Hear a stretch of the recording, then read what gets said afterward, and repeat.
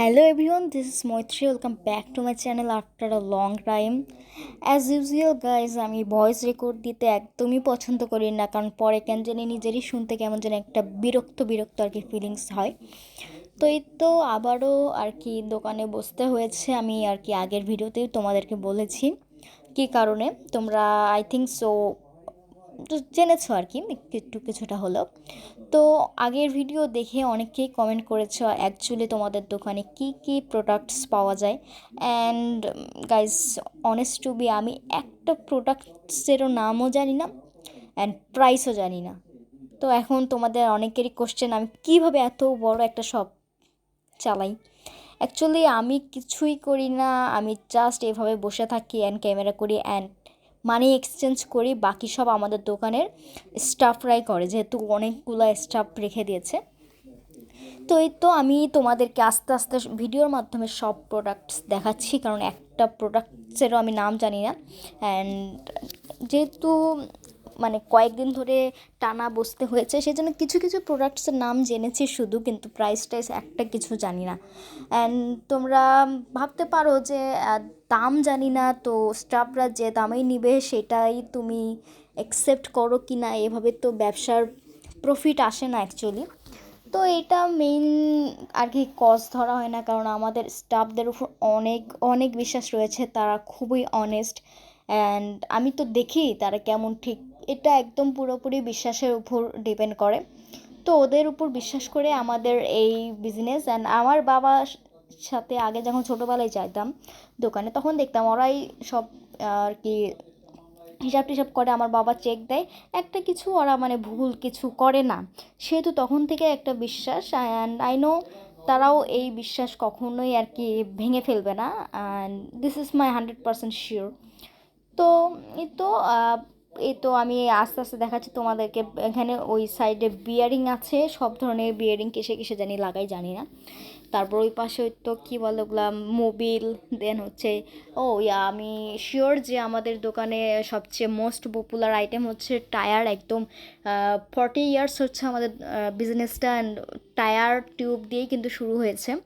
তারপরেও সাইকেল তোলা হয়েছিল কিছুদিন, এটাকে লাস্ট করা হয়েছে, বাট তারপর থেকে সাইকেলে অনেক একটু ঝামেলা, তো সাইকেলটা আমাদের ক্যান্সেল করা হয়েছে। তারপর থেকে আমাদের সবাই যে সাইকেল পার্টস আইটেমগুলো এগুলো আর কি পাওয়া যায়।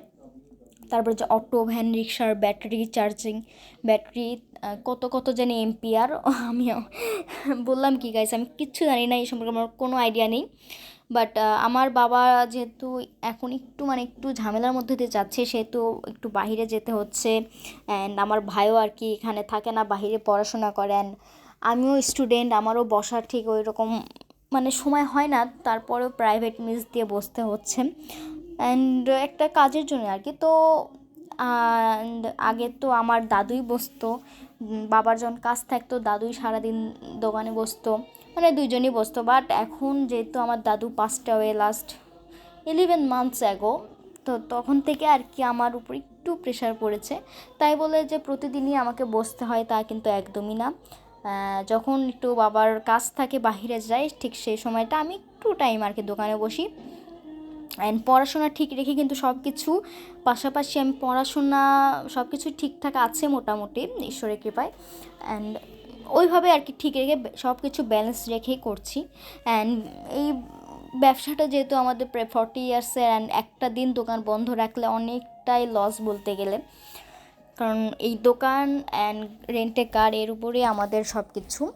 তারপর এই আমাদের স্টাফদের সবার দিন মানে দিন হিসেবে সবার একটা লাইফ আমাদের দোকানের উপর। আমাদের 10+ স্টাফ, তারপর হচ্ছে আমাদের যে ড্রাইভার্স আছে, মোটমাট প্রায় 30-35 জনের মতো লোক আমাদের দ্বারা তাদের ফ্যামিলি চালাচ্ছে। তো আমরা যদি নড়ভরা হই তাহলে তো বুঝতেই পারছেন কি একটা অবস্থা। তো একটা দিন দোকান বন্ধ রাখলে এরকমই হয়, সেজন্য আর কি দোকান বন্ধ রাখতে চায় না আমাদের ফ্যামিলির কেউই। তো যতটুকু পারি আমি আর কি ট্রাই করি বসার।